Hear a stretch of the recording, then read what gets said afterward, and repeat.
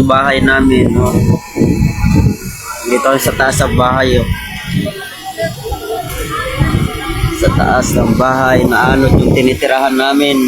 Ano? Okay, so tanawa gikan diha alas 4 sa kadlaw napuno na daw, naabot na daw ang tubig dito sa may akasyanan, nangahurot na naanto na dito sa tumoy.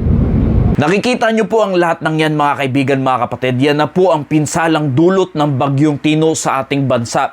At especially, tinamaan na naman po muli ang lugar ng Cebu kung saan nanggaling tayo doon noong nakaraan dahil sa sinalanta sila ng matinding lindol.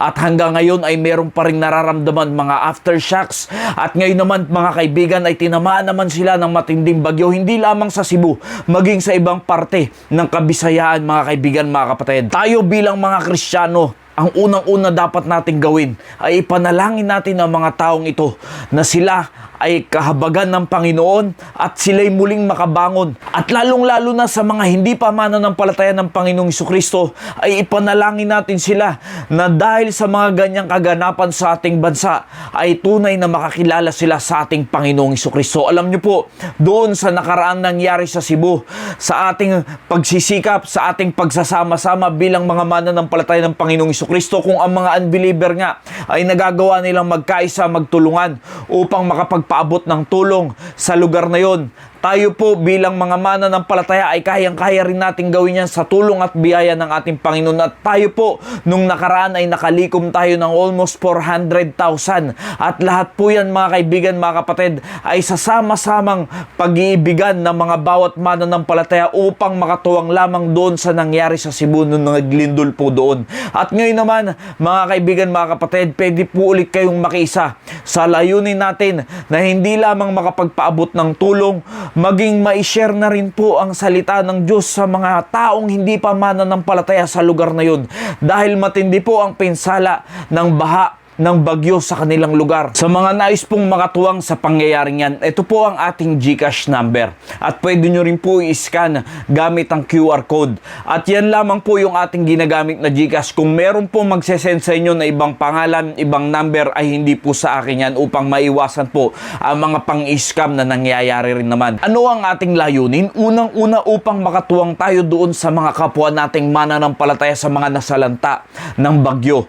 At sumunod, upang ang mga hindi pa nakakakilala sa ating Panginoong Jesucristo ay marinig nila ang tunay na kaligtasan, ang gospel ng ating Panginoong Jesucristo na siya lamang ang ating tagapagligtas. At nawa sa pangyayaring yan na naranasan nila ay tunay na dyan mabuksan ang kanilang puso at damdamin upang sila ay magkaroon ng totoong relasyon sa ating Diyos, sa ating Panginoong Jesucristo na siya lamang ang ating tagapagligtas. Sisikapin natin mga kaibigan, mga kapatid, na hindi lamang makapagpaabot ng tulong, lalo't higit yung marinig nila yung salita ng Diyos upang sila rin naman ay makaranas ng tunay na kapayapaan, tunay na kaligtasan sa ating Panginoong Jesucristo. At alam nyo po bilang Kristiyano, napakalinaw sa akin kung ano talaga ang tunay na mensahe ng Panginoon sa mga ganyang kaganapan sa ating bansa. Kung ikaw ay hindi pa mananampalataya ng Panginoong Jesucristo, yan ay isang pahiwatig ng ating Diyos na kailangan na nating magbalik at sumampalataya ang hindi pa sumasampalataya sa ating Panginoong Jesucristo upang magising na po kayo sa katotohanan, dahil walang ibang katotohanan kundi sa ating Panginoong Jesucristo lamang. At kung ikaw ay sasampalataya sa Kanya, ay mauunawaan mo ang katotohanan, ang nilalaman ng Biblia, ang salita ng Diyos na siyang ating gabay sa pamumuhay sa mundong ito. Dahil nakita nyo po, sa dami-dami ng material things na nasalanta ng bagyo, yung mga sasakyan nagpatong-patong, inanod, nabaha yung kanilang mga bahay, yung mga bagay na inipon nila na pagkatagal na panahon, isang iglap, wala na po lahat. Mga kaibigan, mga kapatid, sinabi ng Biblia, ang langit at lupa ay mapupugnaw pero ang salita ng Diyos ay mananatili. At ang sinasabi ng Biblia, seek ye first the kingdom of God and His righteousness, and all these things shall be added unto you. Mga kaibigan, mga kapatid, kung ikaw ay hindi pa mananampalataya ng Panginoong Jesucristo, Isa lang ang layunin ng Diyos sa atin upang tayo ay magkaroon ng relasyon sa Kanya. Hindi laging nakatuon yung ating mga mata sa pangmaterial na bagay, sa mga bagay, mga mundo, mga gamit, mga sasakyan, bahay. Tignan niyo po yung pangyayari. In reality, lahat yan mawawala, lahat yan masisira. Pero tignan niyo ang salita ng Diyos.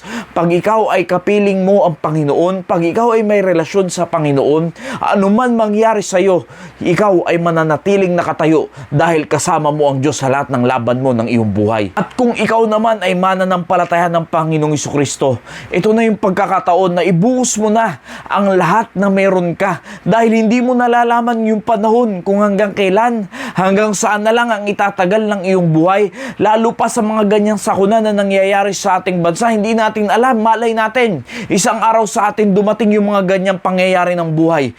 Pero kamusta kapag nangyari sa atin yung mga ganyan? Ready ka ba? Handa ka ba na pag dumating lahat ng mga ganyang pangyayari ay sasabihin mo na ikaw ay patuloy na maglilingkod pa rin sa Panginoon? Kaya't ang punto mga kaibigan, mga kapatid, huwag na nating antayin pa na mangyari sa atin yung mga ganyan bago pa tayo magising sa katotohanan, bago pa natin gawin yung mga dapat natin gawin para sa ating Panginoon.